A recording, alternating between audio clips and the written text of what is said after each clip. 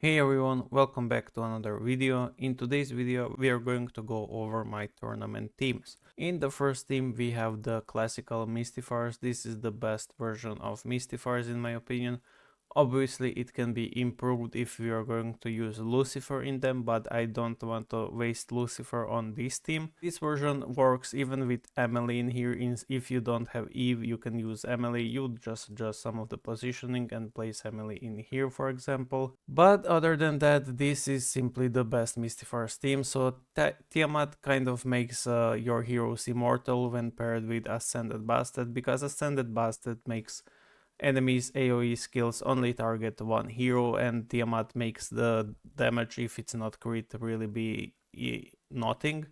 So Tsuki steals the enemy stats, and then we have Gaia for the speed advantage, for the damage boost, and for the corrode additional stacks.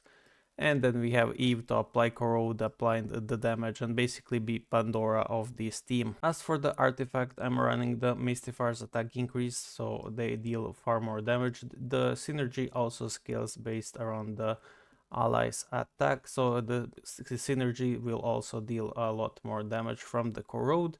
And as for the relics, I'm using the underworld key, so it has a chance to stun enemies and also deal some damage, but nothing important. Then I'm using the scope, so it also restores 100 energy and gives additional ultimate to one of the two deviants, which in this case would be Gaia or Tiamat.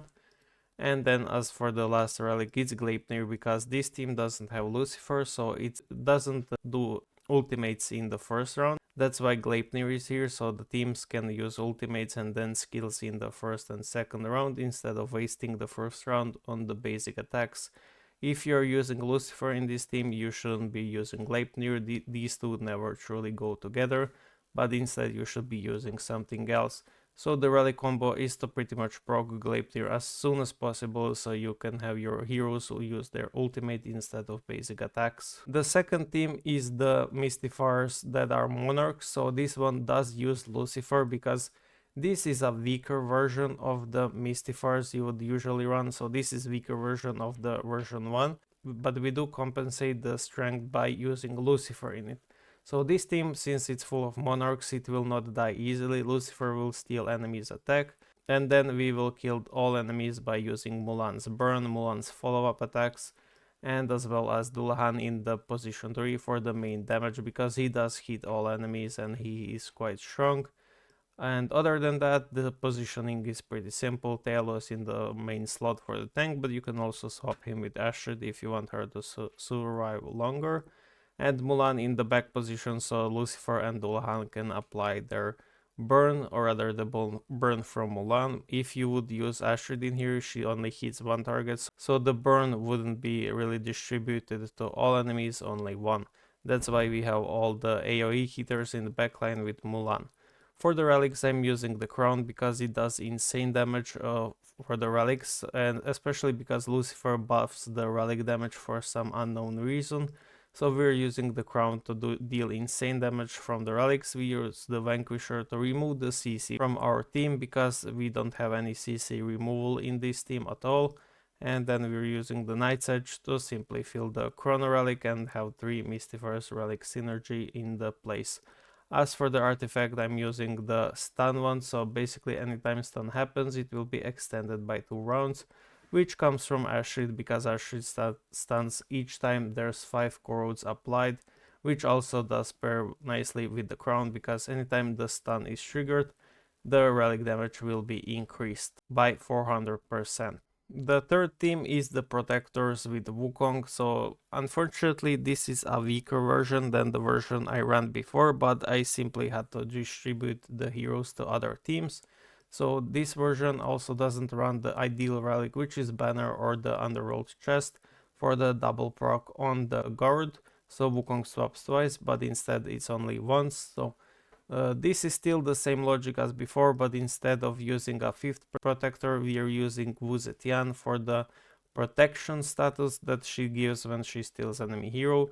And because this is not 5 protectors, Wukong will not hit for his best damage, but only 50% of the damage instead of 100%. So this team is still strong, but not as strong as before. We're using the Planner Gate to give the CC immunity to this team because it's quite weak to the CC, but other than that, the Odin Wukong combo is still strong. As for the artifact, I'm using the Valiantor's damage increase so Odin and Diana can scale up, but because Wukong will scale up either way on his own. The fourth team is the Ethereals now with Venus. If you don't have Venus, you could use someone else like Eudora instead of Venus, but Venus does pair nicely with the Ethereal. She's basically made for this team, especially with Amaterasu. The reason why I'm running Lilith instead of other Monarch or Eudora is because Lilith increases the stats from this, basically amplifies it with her stat increase by a lot. So she's only mostly run with 7 or 8 Ethereals, but without that she's not really run anywhere. And yeah, that's the only reason why I'm running her. Amaterasu is here because of the shield's passive synergy with Venus, and then Arcane Bella and Elisha are simply the best 2 Ethereals in the game. The reason why I'm using Arcane Bella in position 2 is because I feel that she's safer in here, although I would perhaps try her in position 1 because position 1 does give insane amounts of HP if you do put points in it, which I didn't, so that's why it's not in there right now. But yeah, other than that, it's a fairly simple team. The relic combo is the scepter to remove any kind of CC because we're not using the 3 Glorians for CC immunity. So we have to use scepter in case enemy also plays Ethereals with Glorians, so they would be immune, but we can cleanse the freeze they apply. Then we're using the Call of the Origin Sea, so we can have shields, far more shields, which also procs Venus ultimate whenever shields get removed. So it's a nice synergy with that. And then we have the newest Ethereal Relic Crown of Purity, which increases the shields and healings received. So even more shields. The seal passive doesn't really work, so we don't care about that part.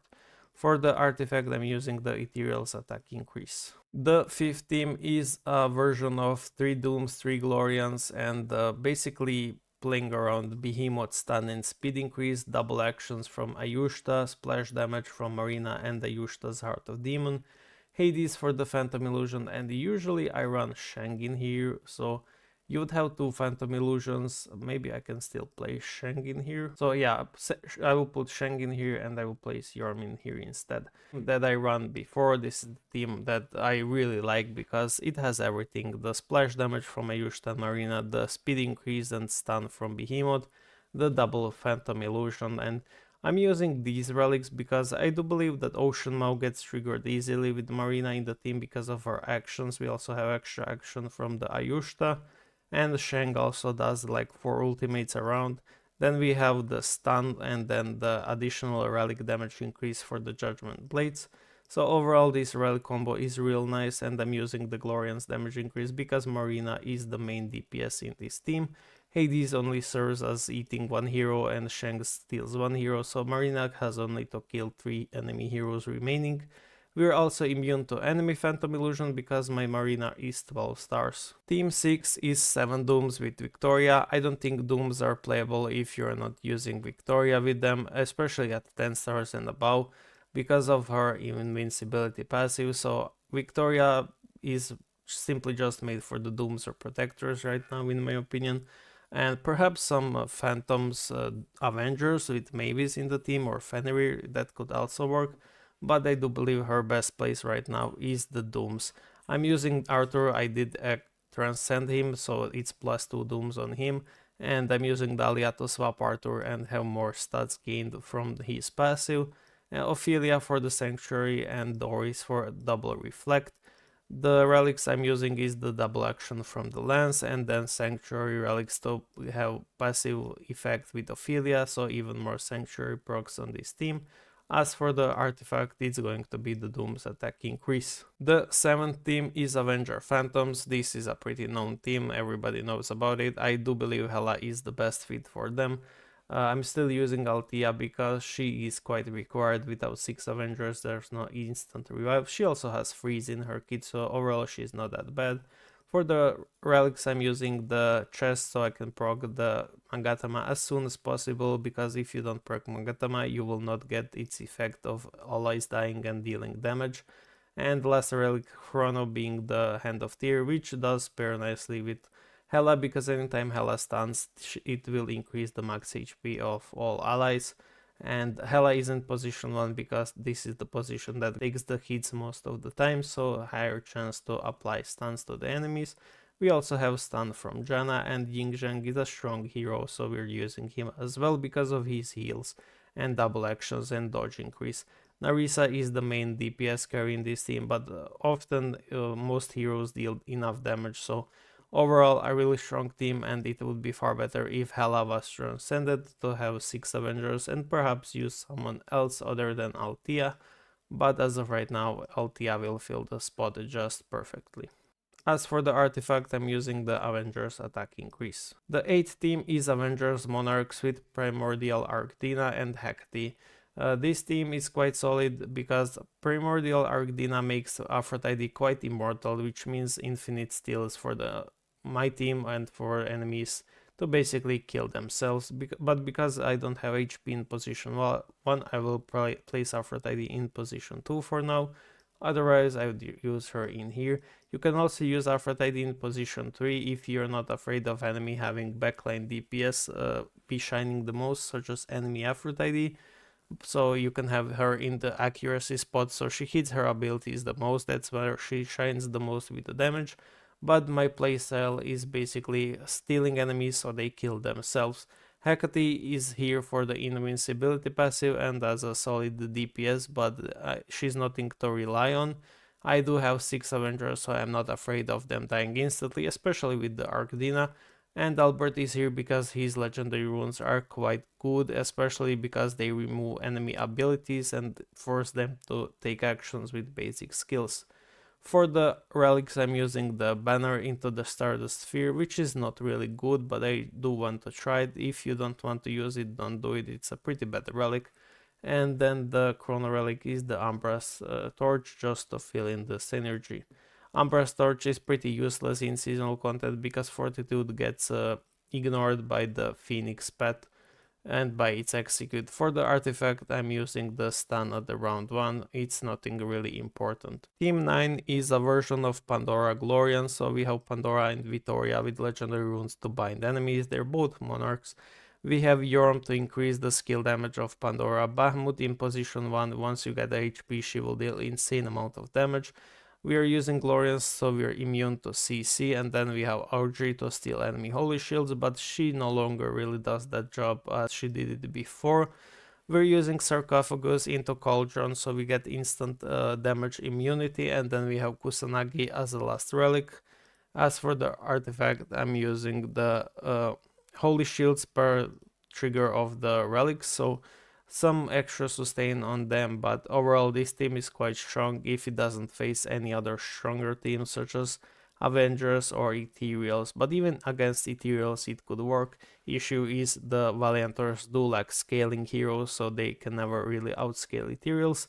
So even if they don't die, they will simply time out and lose because Ethereals do stack up HP far better than the Valiantors or Glorians do. And as for the last team, it's some weird version of Monarch Dooms. This is purely relying on the reflect damage. We have Talanis and Halissa as a duo that increases the attack boost limit attack stack, so Talanis can apply stun. We have Merlin and Monarchs to basically have sustain, and Cleopatra to have additional damage increase, but do not expect a lot from this team. It's the 10th team, it's a filler team.